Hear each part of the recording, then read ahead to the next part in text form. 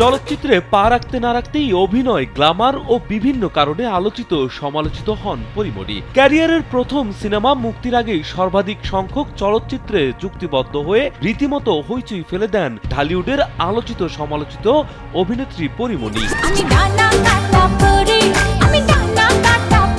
কখনো কাজ, কখনো বা ব্যক্তিগত জীবন নিয়ে আলোচনায় থেকেছেন পরী। এছাড়া বেশ কয়েকবার বিয়ে ও বিচ্ছেদ, শুটিংয়ে অশিল্পী সুলভ আচরণ, নির্মাতা সহকর্মীদের সঙ্গে উচ্ছৃঙ্খলতা, সাংবাদিকদের সঙ্গে একাধিকবার বিবাদে জড়ানো, বিলাসবহুল গাড়ি কেনা, মাদক সহ নানা বিষয়ে বিতর্কের জন্ম দিয়েছেন এই সুন্দরী।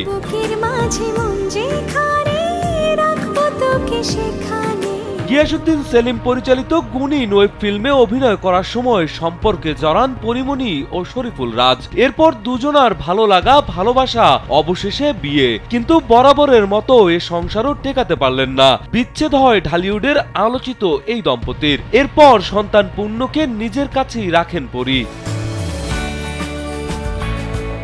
জানা যায় বিচ্ছেদের পর ছেলের কোনো খোঁজ রাখেননি বাবা শরীফুল রাজ। তবে এখন বদলেছে সময় ও দৃশ্যপট। অভিনেত্রীর সাবেক স্বামীকে জীবন থেকে মৃত ঘোষণা করার পরে আর তার মুখোমুখি হবেন না এমন বললেও মাসখানেক ধরেই নাকি তার বাসায় যাচ্ছেন রাজ। এরপরেই ছবিজাঙ্গনে আবারও এই জুটি নিয়ে নানান গুঞ্জন ভাসতে শুরু করে। বিষয়টি নিয়ে সম্প্রতি একটি সংবাদ মাধ্যমে কথা বলেছেন পরীমণি। জানিয়েছেন কিছুদিন আগে রাজ তার বাসায় এসেছিল, একসঙ্গে বসে খাওয়া দাওয়া করেছেন তারা। বিচ্ছেদ হওয়ার পর আর দেখা হয়নি পরী রাজের। বিচ্ছেদের সময় কিছু গুরুত্বপূর্ণ কাগজপত্র রেখে চলে গিয়েছিলেন নায়ক। সেই কাগজ নিতেই নতুন করে বাসায় আসা, এমনটাই বলছেন পরী।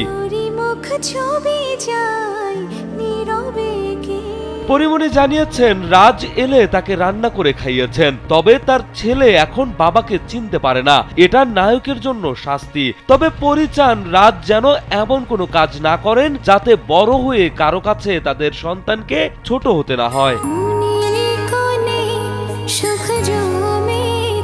রাজু আহমেদ, কালবেলা।